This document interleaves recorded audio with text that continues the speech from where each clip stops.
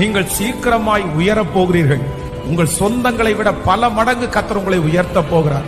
உங்களை சுற்றி இருக்கிறவர்கள் காட்டிலும் நீங்கள் உயரப் போகிறீர்கள். உங்களோடு சவால் விட்டவர்கள் காட்டிலும் கர்த்தர் உங்களை பல மடங்கு கர்த்தர் உங்களை உயர்த்த போகிறார்.